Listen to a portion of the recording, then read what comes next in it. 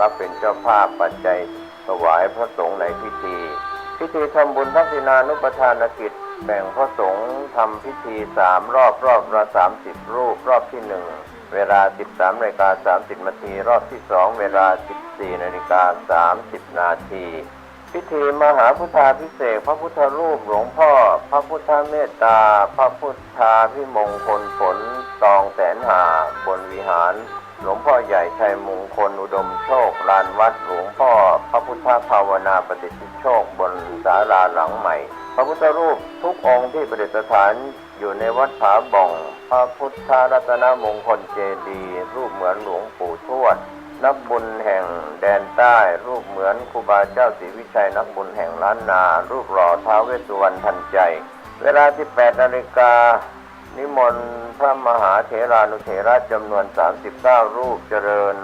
พระพุทธมนต์สวดมนต์สันนั่งโปรกแผ่เมตตาจิตวันอาทิตย์ที่ 26 มีนาคม พุทธศักราช 2566 พิธีสะเดาะนพเคราะห์สืบชะตานิมนต์พระสงฆ์เถรานุเถระจำนวน 49 รูปในการนี้ก็ขอเชิญชวนศรัทธาสาธุชนร่วมทำบุญรับเป็นเจ้าภาพปัจจัยถวายพระสงฆ์ในพิธีติดต่อขอรับเป็นเจ้าภาพได้ที่พระมหาสมบัติชวนาเมธีเจ้าอาวาส 0910797084 ในงาน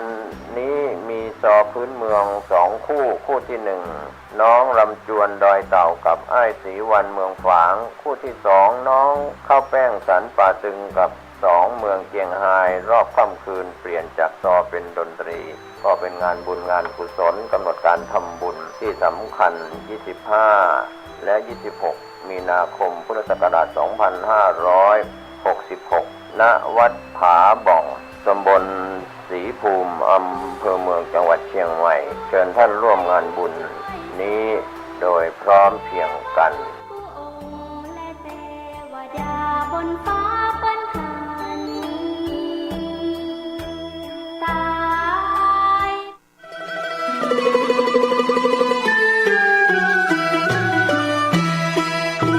ขอเชิญร่วมทำบุญสร้างกระเบื้องดินเผาธรรมชาติบันไดพญานาควัดโบสถ์ชัยมงคลตำบลมะเขือแจ้อำเภอเมืองจังหวัดลำพูนแผ่นละ50 บาทตารางเมตรละ500 บาทร่วมทำบุญได้ที่ธนาคารกสิกรไทยหมายเลขบัญชี110-333-5287ชื่อบัญชีวัดโบสถ์ติดต่อสอบถาม092-565-4536หรือสอบถามทางไลน์ ID @209 LIMJR การก่อสร้างบันไดนาคราชสู่พระนิพพานณปริยนันทธรรมสถานในครั้งนี้จึงนับว่าเป็นรากฐานแห่งความสมบูรณ์แห่งบุญอานิสงส์ในกองบุญครั้งนี้ส่งผลให้ผู้ร่วมสร้างมีชีวิตและทรัพย์สินที่มั่นคงแข็งแรงมีฤทธิ์เดชตบะมีทรัพย์ในดินสินในน้ำได้รับการคุ้มครองจากพยันตรายทั้งปวงเหมือนดั่งองค์นาคราชปกป้องพระพุทธศาสนาปลอดภัยจากอันตรายทั้งปวงทั้งโลกนี้และโลกหน้าทั้งยังเป็นการค้ำชูพระพุทธศาสนาให้มั่นคง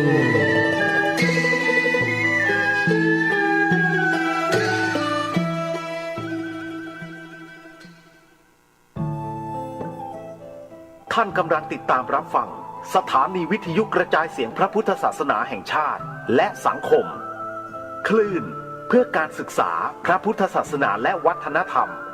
ระบบ FM 104.5 เมกะเฮิรตซ์รายการต่อไปเป็นรายการเสียงธรรมจากสามเณรดำเนินรายการโดยสามเณรสมพงษ์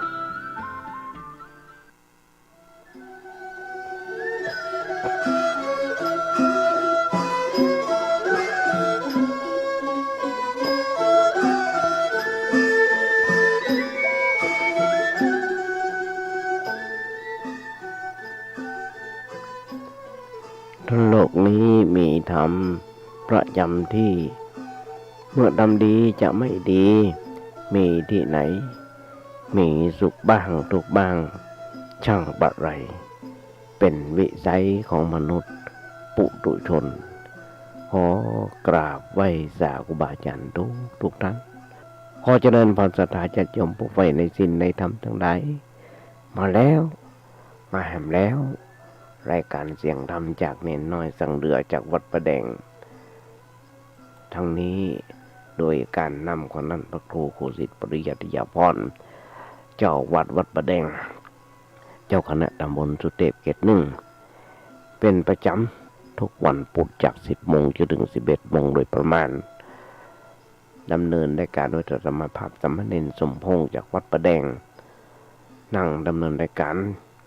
อยู่ที่วัดประแดงส่งเสียงมายังสถานีวิทยุ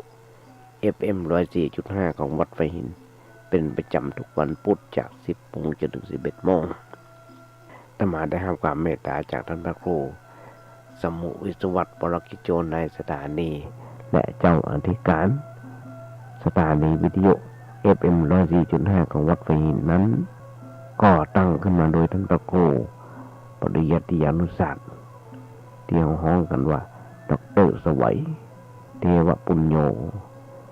ผู้มีพระอุปการะคุณญาติโยมทั้งหลายมาภาพได้รับความเมตตาจากครูบาอาจารย์หลายผู้หลายท่านด้วยกันได้กำติชมและได้สั่งได้สอนโดยเฉพาะท่านพระครูโคสิทธิ์ปริยัติยาพรเป็นเวลามานี้ตั้งแต่มาอยู่นี่ก็20 กว่าปีอาตมาบวชมาได้37-38 ปีก็ได้รับความเมตตาจากพระครูเจ้าวัดโดยตลอดมาโดยตลอดว่ากล่าวติชมเป็นประจำเพราะฉะนั้นญาติโยมทั้งหลายให้ดีที่ห่างญาติโยมโทรศัพท์เข้ามาติมาชมกันได้คอมเมนต์ในเรื่องต่างโทรศัพท์ก็ได้เพื่อมาค่ำมา4 โมงมาแดงจนถึง2 ทุ่มแต่มาจะเอาเทปที่บันทึกไว้ส่งเพื่อญาติโยมทั้งหลายที่เป็นเพื่อนกันใน Facebook ก็ดีใน LINE ก็ดีใน Messenger ก็ดีโดยเฉพาะทาง YouTube ญาติโยมพิมพ์เข้าไปว่าเน้นน้อยสังเดือเขาก็จะได้ปุ๊บได้ปะกันตลอดเวลาเพราะอย่างที่ทำแบบนั้นไว้เพราะว่าลูกหลานตันเต้าลูกศิษย์ลูกหาอยู่ต่างประเทศมีหลายพอสมควรก็ได้ส่งให้เพิ่นฟังเพราะฉะนั้นญาติโยมทั้งหลายในหน้าตัวนี้มีอย่างจะตอบแทนน้ำจิตน้ำใจนอกจากธรรมะตอนที่กึดได้กึดยังได้ก็มาอู้ญาติโยมฟังโดยเฉพาะครูอาจารย์เพิ่นได้สอนอาตมาภาพตั้งแต่วันแรกที่มาบวชเพิ่นบอกว่าอยู่วัดจะไปอยู่บ่ได้มันไหว้พระสวดอยู่โกห้องแล้วก็นำธรรมคำสอนองค์พระสัมมาสัมพุทธเจ้ามาโอ้มาจากญาติโยมฟังว่าอาตมาก็ได้ทำตามที่ครูบาอาจารย์เพิ่นได้สั่งได้สอนมาโดยตลอดญาติโยมทั้งหลายเพราะฉะนั้นมีอย่างก็กระโอ้กะจะมาติมาชมกันได้อาตมาภาพญาติโยมทั้งหลายเพิ่นถึงบอกเหล็กจะแกร่งได้ต้องผ่านไฟใจคนเฮาจะแกร่งได้ต้องผ่านอุปสรรคบางครั้งไอ้ความเจ็บปวดจำเป็นสำหรับคนจำเป็นสำหรับการเติบโตความล้มเหลวจำเป็นสำหรับคนการเรียนรู้ความสูญเสียจำเป็นสำหรับการได้มาบทเรียนสอนใจบทเรียนสำคัญของชีวิตมักจะผ่านความทุกข์เหล็กที่ผ่านไฟย่อมแข็งแกร่งขึ้นฉันใดใจคนที่ผ่านอุปสรรคมาอย่างนักหนาป่าปานย่อมบ่หวั่นไหวต่อปัญหาฉะนั้นอย่าจมว่าชีวิตนี้มีแต่ปัญหาเพราะโลกจะส่งบททดสอบแบบซ้ำๆจนกว่าเขาจะผ่านไปได้แล้วโลกก็จะส่งโจทย์ใหม่มาใหม่ให้เขาหันตราบใดที่เขายังมีลมหายใจอยู่อยากจะมกำลังกึดก็ได้หลายคนพุทธศาสนาของเขาหรือว่าคนเขาทุกๆคนทุกเมื่อเช้าวันที่ไปที่ไหนก็จังหลายคนที่เคยไปงานขาวดำเขาจะบาตรปัดตุเจ้าที่ยกขึ้นมาบังหน้าเวลาเพิ่นสวดพระอภิธรรมหน้าตรปัดเพิ่นก็จะเขียนว่าไปไม่กลับหลับไม่ตื่นฟื้นไม่มีหนีไม่พ้นเพิ่นจะเขียนอย่างนั้นไปไม่กลับธรรมดาแล้ว เขาจะคิดว่าความตายจริงอยู่เรามาเกิดก่อยญาติโยมทั้งหลาย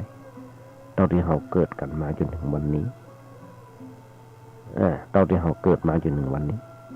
ไปไม่กลับก็คือการนับเวลาคืออดีตนะญาติโยมทั้งหลายเขาจะปิดขึ้นมาบ่ได้แล้วไปไม่กลับแล้วก็หลับบ่ตื่น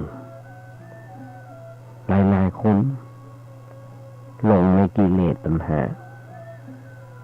ก็ลองเกิดคนที่แก่ลงแล้วคือคนชอบเอายาพิษเข้าไปใส่นั่นคือหลงมันถึงบอกหลงตัวลืมตายหลงกายลืมแก่หลงผัวลืมเมียลืมพ่อลืมแม่ชอบกินเหล้าเมายาเหี่ยวเมื่อคืนอดดับอดนอนคนประเภทนี้แก่ไว้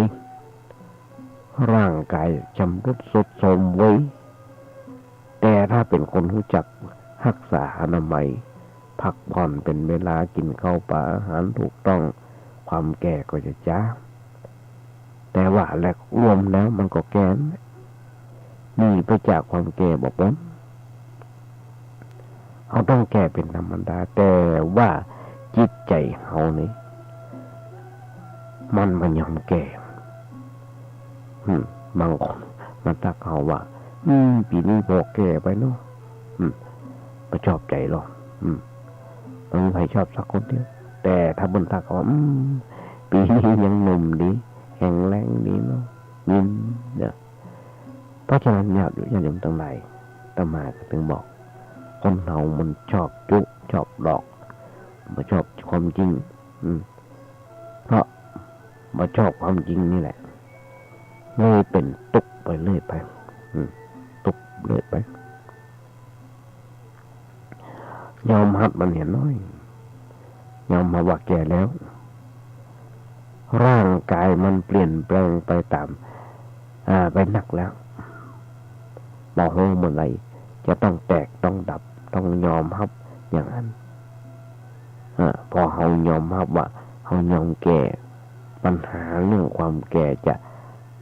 มาเป็นทุกข์ไปมันเป็นทุกข์เขาต้นถึงบอกชราปิทุกขาชราปิทุกขาจะบักเกิดในใจเขาจะยอมรับความแก่ยอมให้มันแก่ไปตามเรื่องการรักษาการบริหารร่างกายก็ทำไปตามเรื่องแต่ว่าใจทำด้วยความอยากมากเกินไปเขาทำตามหน้าที่ที่จะต้องรักษาร่างกายเพื่อใจทำมันอย่างใจสำหรับประพฤติปฏิบัติความงามคุณงามความดีล้างบ่อยๆอัดฉีดบ่อยๆครับก้อยๆอย่างมันเร็วเกินไปจนกระทั่งว่าเสียรูปเสียโฉมไปอย่าโยมต้องกึกก่อนนะที่ตมาเพราะฉะนั้นแถมข้อหนึ่งเพิ่นบอกว่าฟื้นไม่มีไอ้ฟื้นไม่มีเนี่ยมันเจ้าความตายอย่างเดียวคือสังขารของคนเฮาอย่านึกอย่าคิดว่ายุคนี้สมัยนี้ยุคนี้สมัยนี้ ยุคนี้สมัยนี้หมอปนดีสามารถเสริมสร้างตกแต่งได้คิ้วก็ดียังก็ดีหน้าตาก็ดีจนแก่ย้อนยุคไปเหมือนเมื่อ10 ปี20 ปีก็ยังได้ไปเกาหลีไปทำเหี้ยเพราะฉะนั้นอยากยอมตรงไหนสังขารของคนเฮามันบ่เที่ยงมีหูความเงี่ยงไปมาแต่ในที่สุดแล้วนั่นคือนี่บ่พ้นก็คือกรรมมุนาวัตติโลโกสัตว์โลกย่อมเป็นไปตามกรรมบ้ามีวันนี้ว่าวันนี้กับวันหน้าต้องแปรเปลี่ยนทุกมาหมดได้เพราะการไหว้วอนมาญาติโยมฟังหลายต่อหลายครั้ง ญาติโยมไปฟังเบื่อกันเดียวอาตมาถึงบอกญาติโยมว่ากึดอย่างใดก็จะโอ้ญาติโยมฟังเพราะฉะนั้นบ่อยู่บ่ได้ว่าเด้อมาอยู่บ่ได้อาทิตย์หนึ่งก็มานั่งโอ้ญาติโยมฟังปัญหาคู่กับชีวิตปัญหามันบอกซื่อๆตรงๆหลายคนญาติโยมทั้งหลายที่ดิ้นรนเดือดร้อนร้อนไหม้กันอยู่เมื่อเช้าวันว่ามีปัญหาในชีวิตไปมีปัญหาชีวิตมีปัญหาในจิตในใจมันถึงบอกเขาตรงอยู่แล้วว่าต้องหาทางแก้ไขปัญหาเรื่องงานหนี้สินผัวชอบแอวเมียชอบเล่นไพ่ลูกเบาติดยาอันเมื่อติดยาเนี่ยนักหนาป่าพานญาติโยมทั้งหลายอยู่ทุกเมื่อเช้าวันรัฐบาลก็ปราบแต่เนื้อตำรวจบ้านเมืองของเขาก็จับคนยับกันจนว่าหูจะเอาอย่างไรกันแล้วมันก็ลังไหลทีเข้ามาอย่างบ้านอย่างเมืองของเขาลูกหลานตันเต้าของเขาก็เดือดร้อนทนไม่ทุกเมื่อเช้าวันนี้อาชญากรรมเกิดขึ้นได้นักหนาป่าป้านก็เพราะว่าผู้ไปเสพยาบ้ายามายาอย่างต่างๆต้นหนึ่งบอกเมียชอบเล่นไพ่ลูกบ่าวติดยาลูกสาวหนีไปกับพ่อใจเขาต้องแก้ไขไปตามเรื่องนั้นจะแก้ได้ดีไหมจะแก้ไขที่ได้ดีเท่าใดก็ต้องค่อยๆแก้กันไปแต่เราจะต้องเข้าใจไว้โดยว่าปัญหาเราเนี่ยจะแก้ไขกันสักเท่าใดมันก็บ่มีมันหมดไปจากโลกจากชีวิตของเราเพราะมันเหมือนเป็นปัญหาโลกแตกที่แก้กันเนี่ยสักเท่าใดก็มีมันหมดมันสิ้นชัดจมว่าตมาโอ้นะมันถูกต้องแก้มันมีแก้กันมาบอกงูกี่สมัยแล้วกี่เจนจาดกันแล้วปัญหาเราเนี่ยมันมีมันมาจากโลกชีวิตหรือว่าชีวิตของเขาเพราะมันเป็นเหมือนกับอย่างที่บอกปัญหาโลกแตกปัญหาในบางเรื่องบางครั้งถ้าเราคิดหนักเกินไปคิดจนเครียดเมื่อระวังไว้ให้ดีว่าเขาอาจจะแตกคนโลกญาติโยมทั้งหลายต้องประสบเมื่อเราต้องประสบกับปัญหาชีวิตจะเรื่องใดก็ช่างจะเรื่องใดก็ช่างจนถึงขั้นทำให้เราต้องล้มทั้งยืนจนต้องเราล้มทั้งยืนย่างมาเป็นท่าแต่จะไปฟักนอน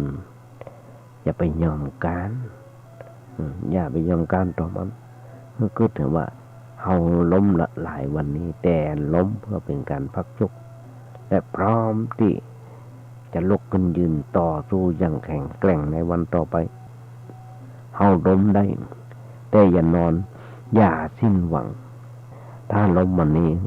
แต่ล้มเพื่อลุกยืนในวันหน้านึกเหนือว่าตอนนี้เขาเป็นเช่นต้นไม้เมื่อถึงฤดูกาลสลัดใบมันก็สลัดใบอย่างประเดี๋ยวเนี่ยมาทอถึงที่วัดประแดงใบไม้ร่วงหล่นโอ้ยละอ่อนกวาดให้จนมองเจ้าอย่างใดพอกวาดเสร็จเรียบร้อยใบไม้มันหล่นหมดแล้วก็เริ่มผลิดอกผลิพัดเปลี่ยนใบออกมาเขียวกระจีเริ่มหลับถ้าฝนตกสัก5 นึงก็จะดีเนี่ยแต่เมื่อถึงฤดูกาลมันมาเยือนมันกลับผลิดอกออกใบดอกเอื้องคำอย่างต่างๆบานเต็มต้นไม้ที่ตมาเคยบุกเคยเอาไปติดต้นไม้ไว้มันเริ่มออกแล้วดวงสวยงามตมาก็ส่งรูปไปทาง Facebook ของอย่างพ่อกัน เพราะฉะนั้นญาติโยมทั้งหลายเมื่อถึงฤดูกาลมาเยือนอย่างน่าอัศจรรย์กึศเป็นอย่างนี้แบบต้นไม้จริงๆจิตใจก็ย่อมมาเป็นทุกข์เพราะเรากึศเป็นคิดดีคิดได้อย่างมีสาระญาติโยมทั้งหลาย เรามาคึกกันสักหน่อยทำสิ่งหลายอย่างเพิ่นบอกต่อไปร่างกายของคนเฮาสังขารของคนเฮาพยาธิคือความเจ็บไข้ก็เป็นความทุกข์ของทางด้านจิตใจคนเฮาปกตินั้นไม่มีใครชอบความไข้การเจ็บไข้ได้ป่วยอย่างแต่มานั่งญาติโยมวันเนี้ยให้ความเจ็บไข้ได้ป่วยก็ยังมาหายเตื้อยังมาทุกเราเตื้อหมกทุกเราไปก็กินยาไปตามที่หมอบนสั่งโดยเฉพาะที่วัดประแดงเนี่ยฝุ่นควันอย่างต่างๆประดังเข้ามาในบ้านในเมืองของเขาโดยเฉพาะในกุฏิที่วัดประแดงเนี่ยโอ้แจ้งมาพอเรายังหมอกตกยังหมอกพ่นลงควันต้องใจเครื่องฟอกอากาศต้องใจผ้าปิดปากปิดหูดังได้อันใดอย่างทำให้อาตมานี่เป็นหวัดเป็นไอเป็นไข้อย่างต่างๆมันเป็นเรื่องของธรรมดาถ้าคนเฮานะแต่ว่าความเจ็บไข้ได้ป่วยนั้นก็ต้องเกิดขึ้นอันการเกิดขึ้นของโรคภัยไข้เจ็บนั้นโรคบางอย่างเกิดเพราะความประมาทอย่างที่บอกเมื่อกี้แต่โรคบางอย่างนั้นมันเกิดจากของมันตามธรรมชาติเขาบอกฮู้สาเหตุของมันอย่างเช่นมะเร็งเป็นต้นเขาบอกฮู้สาเหตุว่ามันเกิดเพราะอะไรอย่างทำอย่างใดถึงเกิดโรคนี้ขึ้นมาได้มันมีภัยของแม้แต่วิชาการแพทย์สมัยใหม่จะเจริญก้าวหน้าก็ยิ่งก็ยังค้นหาสมุฏฐานโรคนี้มาได้ว่ามันเป็นเกิดมาจากเรื่องอะไรอย่างญาติโยมหลายผู้หลายท่านญาติโยมทั้งหลายเป็นโรคมะเร็งกันหนักหนาปาป้านหลายอันหลายอย่างเราไม่สามารถจะป้องกันมันได้นั่นไม่สามารถจะรักษาได้บางคนอาจจะเป็นโรคนี้ขึ้นได้เป็นโรคเนี่ยที่ตรงตัดทันตัดนี่คือเป็นโรคมะเร็งในเส้นเลือดโลหิตแล้วก็รักษาไม่ได้ร่างกายก็ต้องเจ็บป่วยจนกระทั่งหมดลมหายใจไปนักหนาปาบ้านญาติโยมทั้งหลายบางวันละอ่อนบางคนใหญ่แต่ถ้าปกติโรคอันใดที่เกิดจากความประมาทเพราะบารักษาตัวอันเนี้ยต้องป้องกันได้อันนี้ต้องป้องกันได้การป้องกันคือการเห็นให้มันรู้ว่าพาหะของโรคคืออะไรอย่างสมุฏฐานของโรคอยู่ที่ไหนมันจะเกิดได้โดยวิธีใดเรื่องนี้มันต้องไปถามหมอเรื่องนี้ต้องไปถามหมอบ่อยจะแนะนำเราแต่บางครั้งคนเฮาบางทีบางครั้งก็ประมาทเป็นอะไรอย่างนิดอะไรอย่างน้อยร่างกายผิดปกติมาไปหาหมอที่โรงพยาบาลแต่ไปหาหมอที่ตามร้านขายยาปนหมอตีเยอะเป็นหวัดเป็นไอกินยาอย่างดีหมอตีก็จัดยาเราเอาไปเคี้ยวไปกินตามเนื่องกินจนกระทั่งวันหนักพอหนักแล้วไปหาหมออันเนี้ยมันถูกเรื่องเพราะน้องมาอยู่ในวิสัยของความประมาทเมื่อเขารู้สึกว่าร่างกายผิดปกติคนฟังไปรักษาหมอทันทีหมอมันตรวจเหี่ยวเว้ยการฟังไปหาหมอนั้นประหยัดเวลาประหยัดเงินแล้วก็บ่ต้องเสียเวลาในการทำมาหากินจากโยมทั้งหลายถ้ามาเริ่มเป็น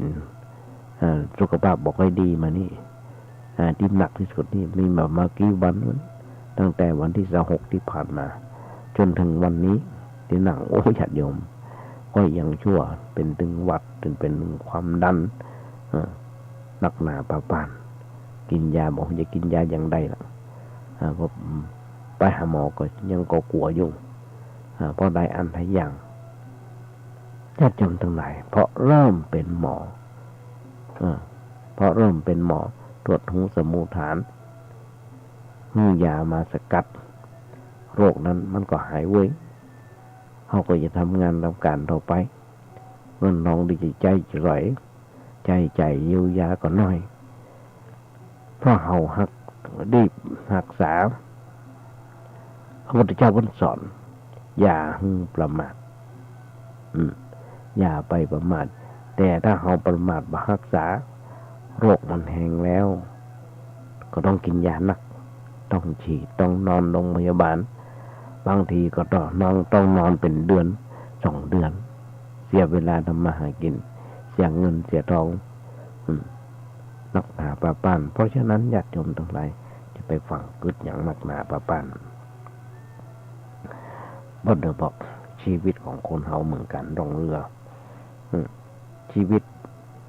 คนทำธุรกิจก็จ้างทำงานอย่างต่างๆทุกระดับชั้นแม้แต่การใช้ชีวิตคู่ในครอบครัวประตั้งอย่างกับการร่องเรือสู่ท้องทะเลเพื่อจับปลาย่อมจะต้องพบปะเจอกับปัญหาคือมรสุมต่างๆมีทั้งคลื่นลมแรงคลื่นลมแรงพายุฝนที่ตกกระหน่ำแต่มรสุมเหล่านั้นก็บ่ได้เกิดขึ้นเสมอเพียงแต่เกิดขึ้นชั่วครั้งชั่วคราวเท่านั้นแต่หน้าเรือยังบ่แตกบ่จมลงเขาก็ยังสามารถหาปูหาปลาปิดมาเลี้ยงชีวิตแถมต่อไปได้ทุกชีวิตก็เช่นกันย่อมต้องประสบกับปัญหาเหมือนกับร่องเรือยอกออกทะเลแต่อย่างแน่นอนอยู่แล้วเพียงแต่เขาเบาบาดวิตกจนเกินไปมีความอดทนในการต่อสู้ใช้สติปัญญาแก้ไขปัญหาชีวิตที่มันเกิดขึ้นด้วยจิตใจที่สงบเย็นเขาย่อมชนะอย่างแน่นอนและชีวิตและกึดไว้เสมอว่าถึงแม้เขาจะมีหนี้สินล้นพ้นธนาคารแต่เขายังมีแต่เขาเป็นหนี้เพียงแค่ด้วยทรัพย์ส่วนชีวิตของเขาบ่ได้เป็นหนี้ไปญาติโยมหุ้นส่วนทำทั้งหลายอู้ไปอู้มาหลายอันหลายอย่างลองกึดก่อนเด้อติดมาอู้ญาติโยมฟังเพราะฉะนั้นมีหลายอย่างหลายอันที่โอกันมีบทความอยู่บทหนึ่งเพิ่นบอกปกติบ้าน2 เสาเพิ่นบอกปกติบ้านมีเสาหลายต้นพอหูบบ้านเฮือนหลองเข้าลำทำให้นึกถึงคำสอนของครูบาอาจารย์ที่เพิ่นเคยเล่าไว้บ้านมี2 เสาคือเสาเหลี่ยมกับเสามนเสาเหลี่ยมกับเสามนเสากลมนะเสาเหลี่ยมต้นจะติดตั้งไว้อยู่ด้านนอกเพราะอย่างเพราะจะทำให้ก่อกำแพงใส่ฝาง่ายเสามนนั้นน่ะไว้ตรงไหนเพื่อลูกเพื่อหลานนอนเล่นอยู่โจรก็ไว้ทำให้เจ็บได้จะได้ลดการบาดเจ็บอันเนี้ยเป็นกระบวนการสร้างแต่ในทางทำแล้วคนโบราณเอาเป็นคติสอนใจว่าอยู่ต่างนอกหูใจปัญญานักจะได้หูตันเล่เหลี่ยมคนอยู่ต่างในกับพี่กับน้องญาติมิตรกลมเกลียวสามัคคีกันเนี่ยเสาคนกับเสาเหลี่ยมบ้านที่บ่มีความสุขคือบ้านที่เอาเสากลมไว้ตรงนอกเสามนไว้ตรงนอกนะเอาเหลี่ยมไว้ตรงในบ้านช่างแตกเพิ่นบอกนะที่แต่บ่ได้แตกเพราะเสาที่แตกเพราะไฟเนาะไฟในเอาออกไฟนอกเอาเก็บเข้าบักลมเกลียวกันถ้าเอาเล่ห์เหลี่ยมมาใช้กับคนในบ้าน เป็นแบบนั้นจริงๆเพิ่นถึงบอกโบราณบอก ความในอย่าเอาเข้าความนอกอย่าเอาเข้าความในอย่าเอาออกนี่เป็นสัจธรรมอย่างหนึ่งที่ครูบาอาจารย์เพิ่นได้สอนไว้พระญาติโยมทั้งหลายโอ้ไปหลายอย่างที่องค์ญาติโยมฟังโจทย์ไว้ทุกวันนี้คนเฮาสมัยนี้เพิ่นบอกกันว่าละอ่อนมันยังงูกันคนเฒ่าคนแก่ก็ดีโบราณก็ดีเพิ่นบอกว่าสมัยนี้พรหมลิขิตจะมาฟังละอ่อนว่าสมัยนี้พรหมลิขิตสู้บัตรเครดิตบ่ได้บางครั้งคนเฮาจะมาได้หันมีหลายครอบครัวด้วยกันในหลายครอบครัวที่พ่อแม่เรียนจบแค่ป .4 บางครอบครัวพ่อแม่บ่จบเลยมาเรียนบ่จบอย่างเลย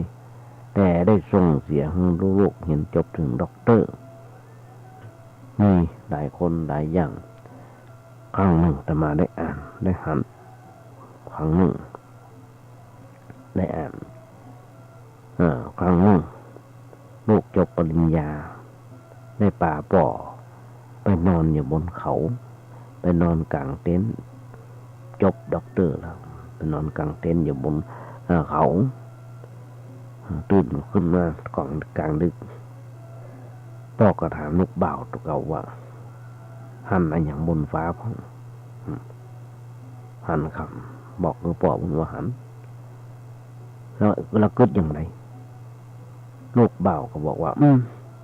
มันเป็นเรื่องของจักรวาลที่เพิ่นบอกว่าเป็นเรื่องของจักรวาลนั้นญาติโยมทั้งหลายพ่อป่อเพิ่นหันอยู่บนดาวแต่บนฟ้าบนมีแต่บนดาวดาวลูกบ่าวก็หันว่าเป็นดาวแต่ความจริงแล้วไม่ใช่อย่างนั้นลูกป่อเอามาเกี่ยวกอกโจดหัวลูกบอกว่ามาโป๊กบอกว่าประเดี๋ยวนี้เขาโดนลักเต็นไปแล้วนะลูกประกึศจักรวาลบุญแต่ป่อคิดว่าเขามามีเต็นอย่างน้อยจะคุ้มหัวเขาแล้วและญาติโยมทั้งหลายคนเฮานะจะอยากดีมีจนจะอย่างไรก็ช่างแต่มาได้หันภาพหลายๆครั้งด้วยกันที่พ่อแม่มาได้จบปริญญามาได้จบหนังสืออย่างมาแต่ส่งเสียงให้พ่อโลกส่งเสียงให้โลกเนี่ยได้ห้ามได้เห็นจนนี้ใหญ่หน้ากล้าบานมีหน้าที่การงานบางคนเป็นด็อกเตอร์ซ้ำไปเพราะฉะนั้นญาติโยมทั้งหลายอันนี้คือสมมุติฐานอย่างหนึ่งที่อ่านที่ญาติโยมฟังเพราะฉะนั้นในหลักธรรมต้นสอนเขาอย่าประมาทเฮารู้สึกว่าร่างกายผิดปกติฟังไปหาหมอเนี่ยพิจารณาความเจ็บป่วยเนี่ยเป็นเรื่องของร่างกายเป็นเรื่องที่เขาจะต้องรักษาเวลานี้เขากินยาอยู่แล้วแต่ว่ายาที่มันจะยาพิษเหมือนอย่างนิทานที่เป็นเล่าให้ฟังพอกินยาปุ๊บโรคหายปั๊บมันมีอย่างนั้นอยากจำทั้งหลายมันต้องค่อยๆกินยาแล้วก็ค่อยต้องรอเวลาเมื่อยามันออกฤทธิ์ไปแก้ไขบางส่วนของร่างกายก่อนอย่าใจร้อนอย่าอยากให้มันหายเร็วเกินไปแต่บอกตัวเก่าว่าเวลานี้เขาป่วย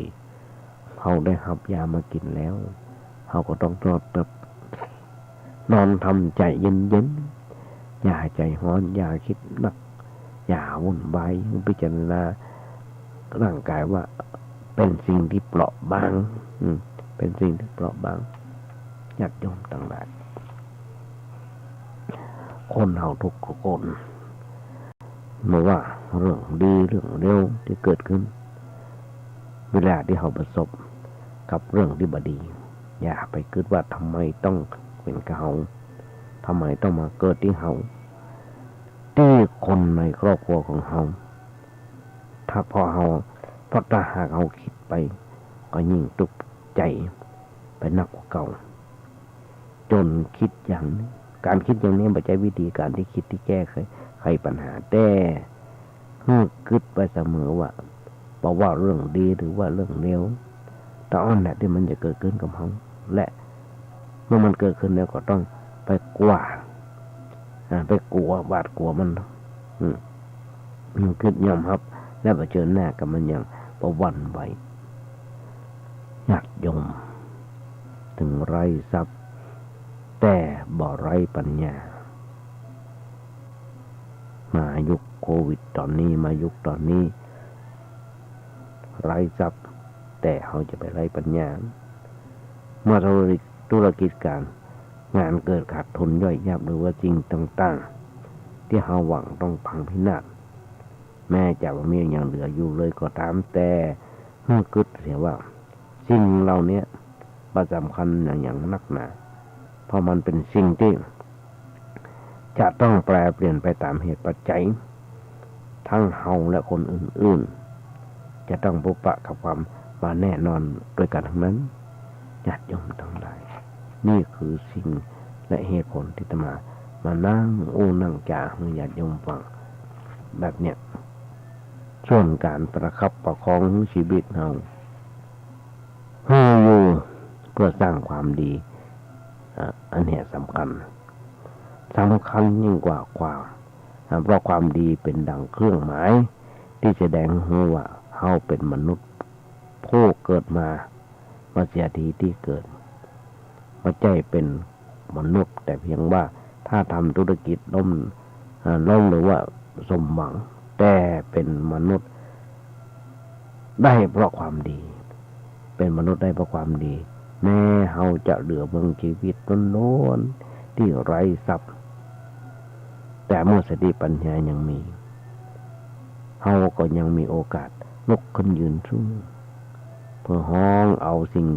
ที่สูญเสียไปปิกขึ้นมาใหม่ได้เพียงแต่เฮาต้องอดทนและต้องทนถึงได้เมื่อเวลากับการสูญเสียถึงได้มีโอกาสคลี่คลาย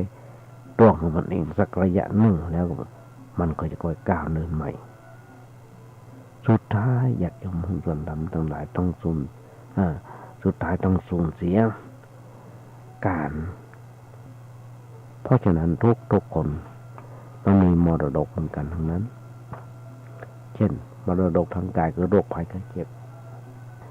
แม้เราต้องเผชิญอยู่กับโรคภัยร้ายอยู่กับโรคร้ายที่สังคมรังเกียจหรือว่าเจ็บป่วยด้วยโรคอะไรอย่างหนึ่งก็ตามเมื่อคิดเห็นว่าจะหายจากโรคนั้น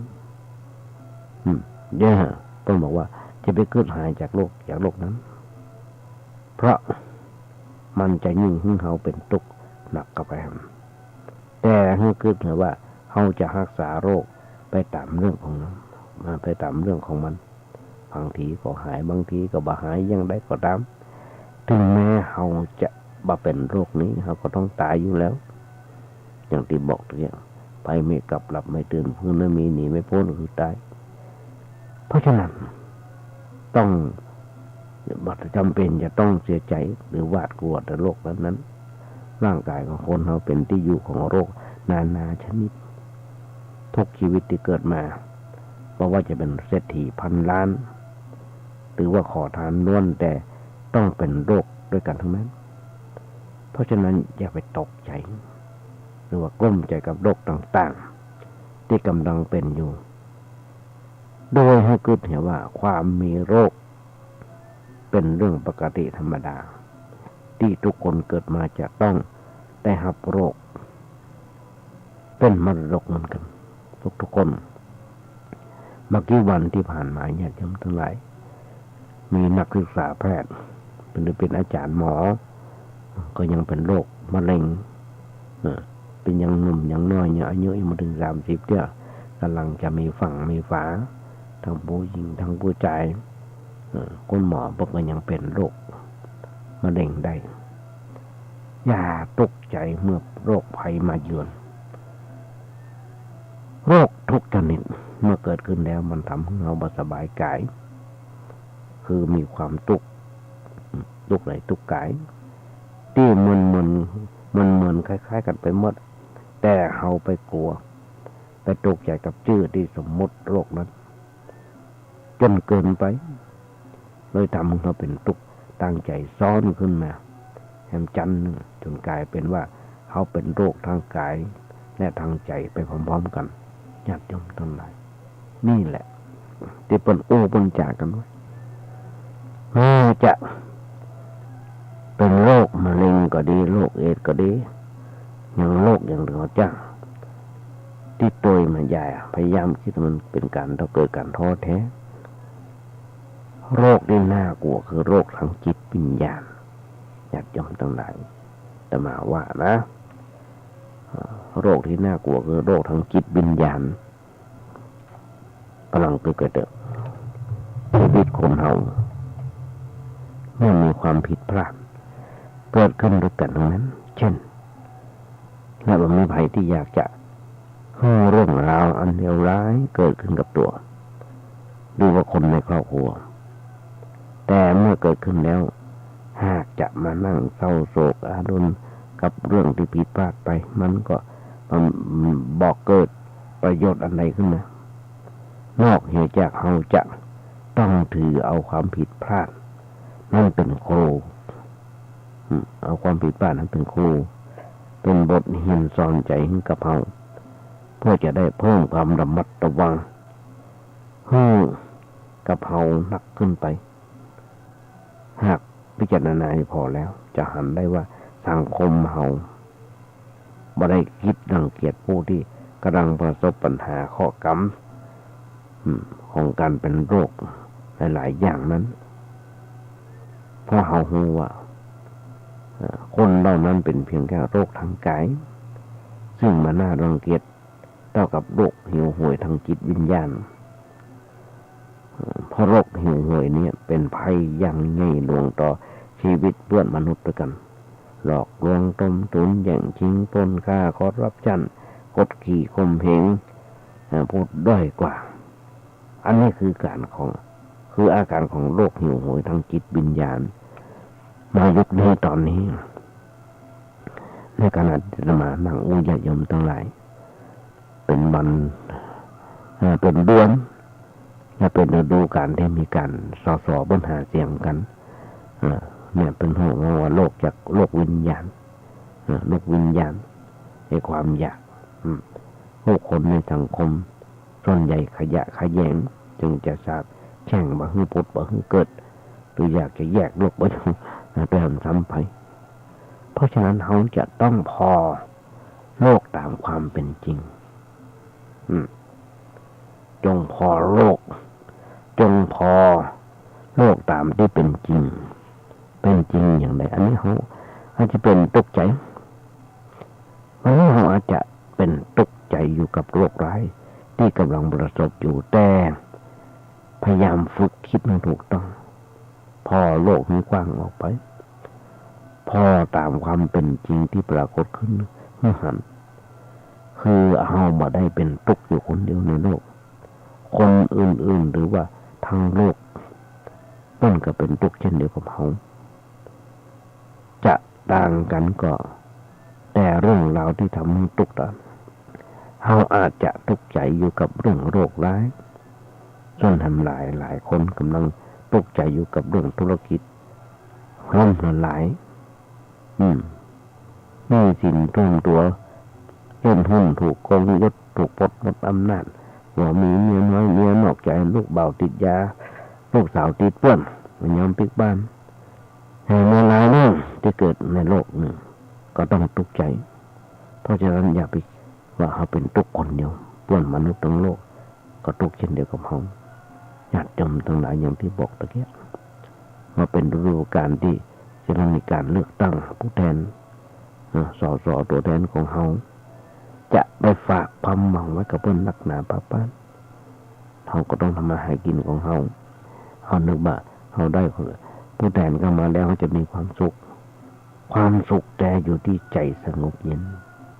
ลองถามตัวเขาดูว่าชีวิตนี้เกิดมาเพื่ออะไรและสิ่งใดคนจะถึงในขณะที่กำลังมีชีวิตอยู่ดินนอกเหนือไปจากความร่ำรวยยศชื่อเสียงตอบไม่ได้ว่าความสุขสงบเย็นและอิสระทางจิตใจ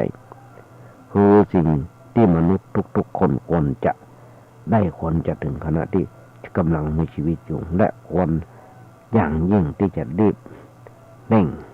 แสวงหาความสุขส่วนความสุขจากการแสวงหาทรัพย์ปริญญายศชื่อเสียงหรืออื่นๆที่ลงสมมุติยึดถือกันว่าเป็นความสุขนั้นแท้ที่จริงมันเป็นความสุขกอไก่สะกดเป็นของสุขไม่สุขเปี่ยมนะสุขไม่สุขเปี่ยมก็คือสุขที่เผาผลาญ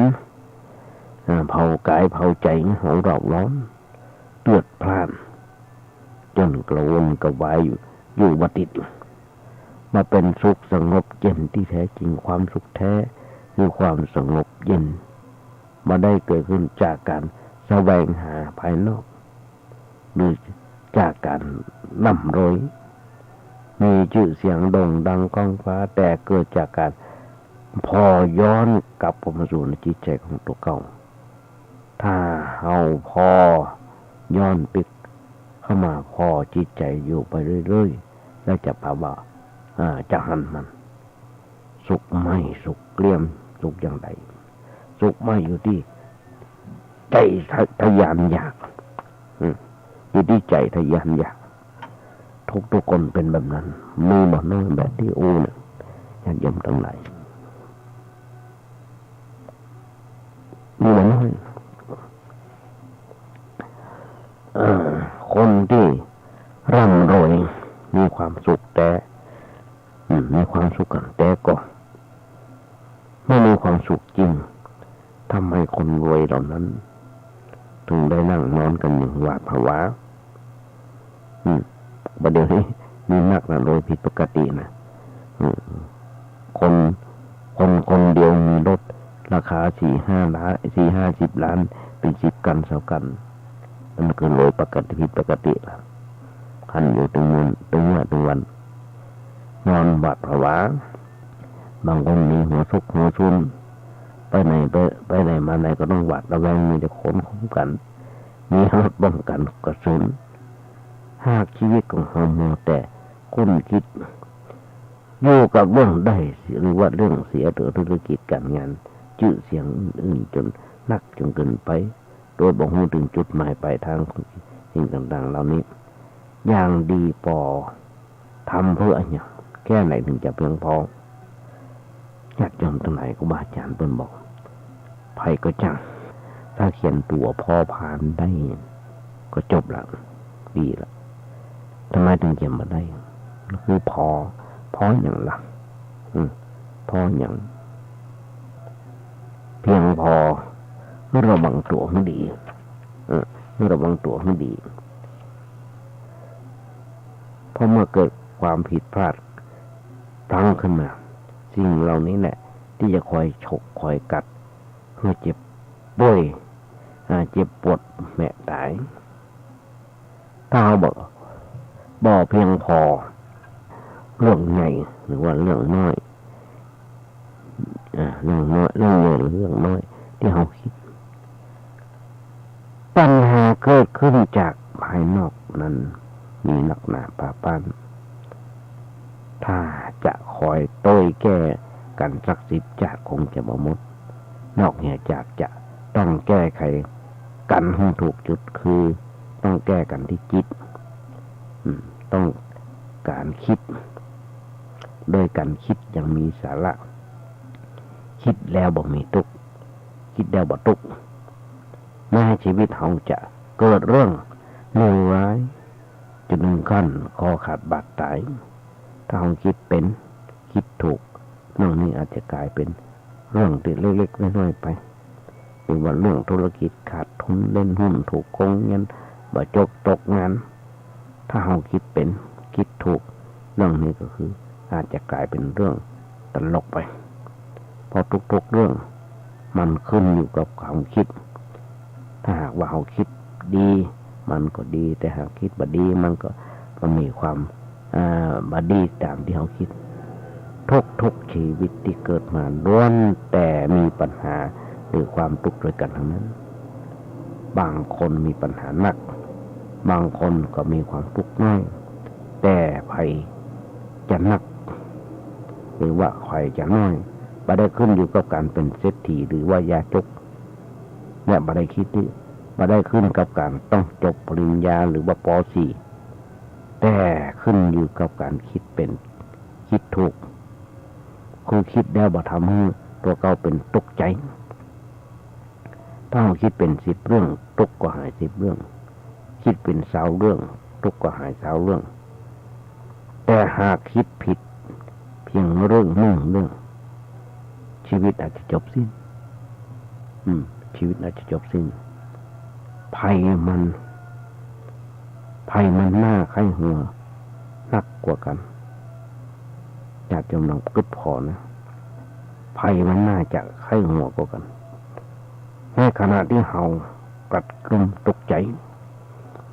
จนถึงขั้นจะคิดฆ่าตัวตายเพียงแค่ธุรกิจขาดทุนในผลกำไรที่เคยได้รับ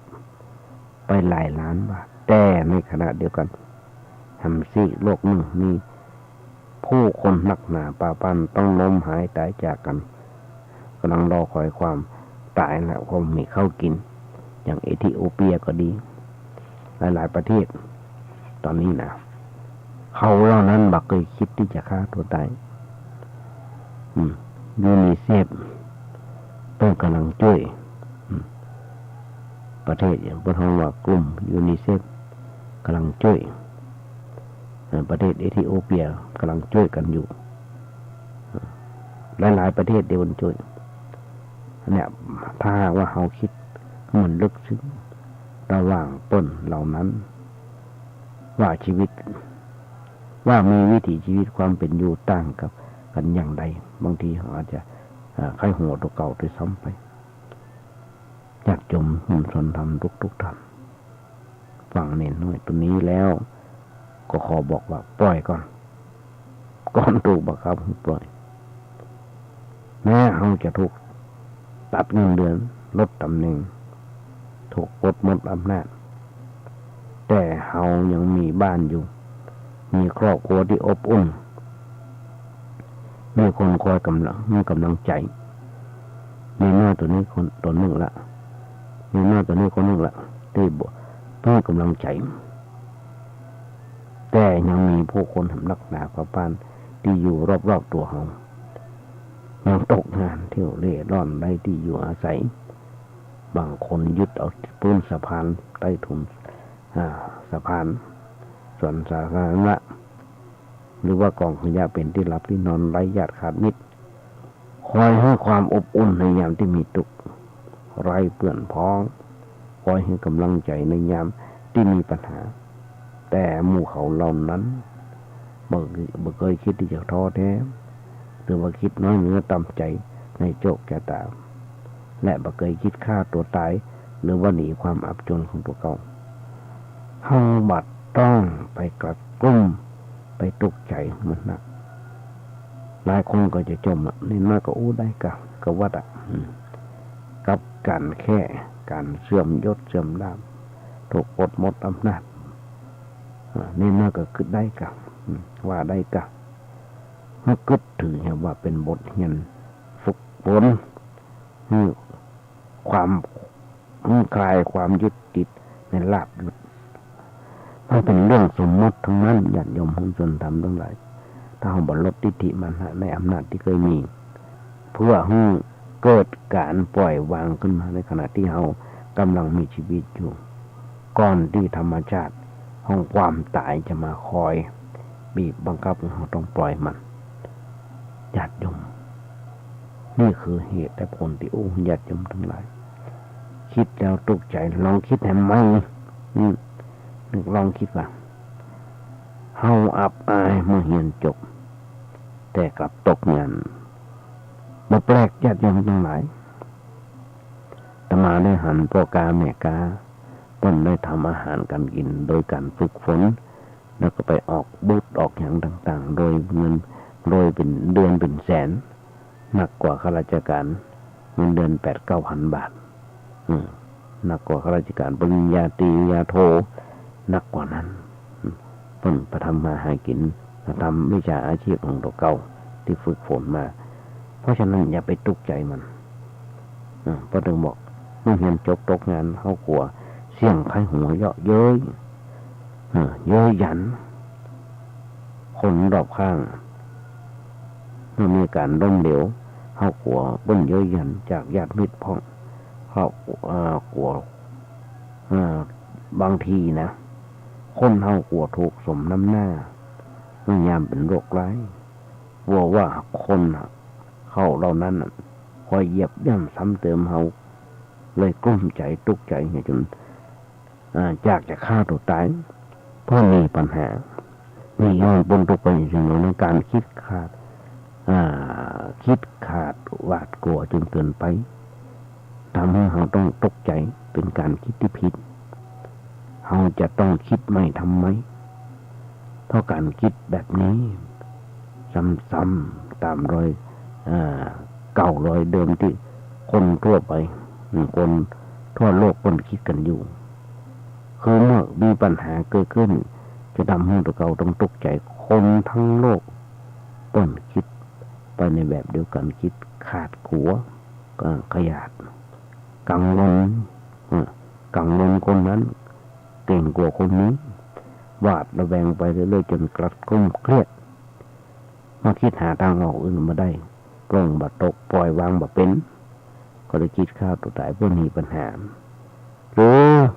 หนีไปให้มันไกลจากคนรอบข้างเพราะทนต่อความอับอายบ่ได้ญาติโยมส่วนทำทั้งหลายบางทีนะเสี่ยงเย่อหยันเป็นกรรมปองที่สูงส่งแต่มาคิดนะเมื่อคิดเนี่ยถือเนี่ยว่าเสียงเยอะหัวเราะเยอะเย้ยเยอะเย้ยเย้ยหยันต่างๆที่เกิดขึ้นจากความล้มเหลวหรือว่าสูญเสียโดยที่คนรอบข้างยิบยื่นให้เรามันเป็นถ้อยคำอวยพรบนสวงสวรรค์จากสวงสวรรค์ก็ว่าได้บอกผ่านเสียงจากบุคคลเหล่านั้นแม้จะบ่เพราะพริ้งแต่ก็แฝงไปด้วยพลังแห่งความกระตุ้นเร่งเราปลุกเราตกขึ้นสู้ชีวิตด้วยความอดทนอดขันพลกรรมสุประมาทเหล่านั้นแม้หนทางต่อสู้จะเลื่อนหลัง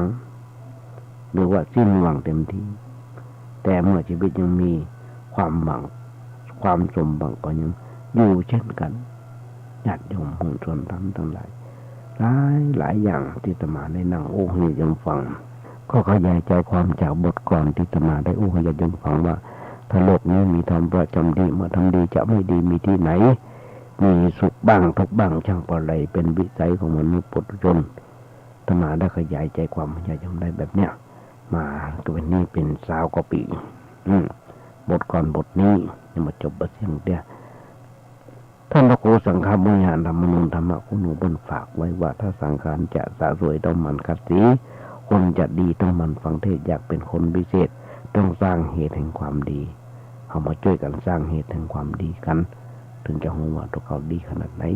ท้ายรายการวันนี้ญาติโยมทั้งหลายก่อนจะนำรายการนี้จากไปอาตมาขอเอางานบุญงานกุศลญาติโยมฟังสักหน่อยซึ่งทางวัดประแดงก็มีการก่อร่างห้างแปลงซ่อมแซมเสนาสนะ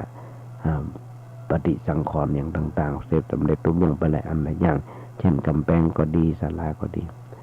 สำเร็จรุ่งเรืองไปหลายอันหลายอย่างละตอนนี้ยังเหลืออย่างนึงที่กล้าวางศิลาฤกษ์เมื่อวันที่6มีนาที่ผ่านมาที่วันมาฆบูชาที่ผ่านมาอาตมาได้ขึ้นไปร่วมกับท่านพระครูเจ้าวาดมีการวางศิลาฤกษ์ศาลาพระเจ้าติโลกราชในเมื่อพระเจ้าสามวังแกนมีแล้วต้องมีศาลาพระเจ้าติโลกราชทำไมถึงมีแปลงศาลาพระเจ้าติโลกราชเพื่อเป็นอนุสรณ์ระลึกนึกถึงบุญคุณของพระเจ้าติโลกราชก็เลยต้องมีการสร้างศาลาไว้ขนาดกว้าง7 เมตรยาว4 เมตรที่บนวัดประแดงของเราญาติโยมไปปูไปก่อยตลาดได้ส่งผู้วอตามเว็บไซต์อย่างต่างๆญาติโยมเราขึ้นไปพอจะมาร่วมทำบุญทำทานด้วยกันก็ได้ขึ้นไปถามท่านครูเจ้าวัดได้หรือว่าโทรศัพท์ไปถามท่านครูเจ้าวัดได้ว่าเบอร์บ่มีอยู่ว่า0818815690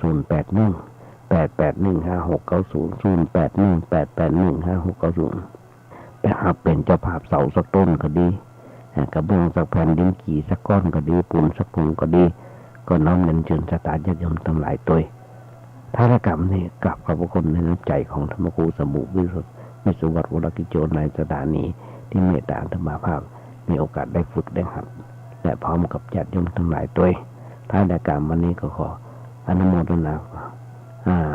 อาจจะเป็นวันครบรอบวันเกิดของใครคนใดคนหนึ่งมาขออำนวยพรมุสตาญาติโยมทั้งหลายขอมีความสุขมีความเจริญคิดสิ่งหนึ่งสิ่งใดจงความมุ่งมั่นปรารถนาขอญาติโยมอย่าเจ็บอย่าไข้กันเลยขอเจริญพร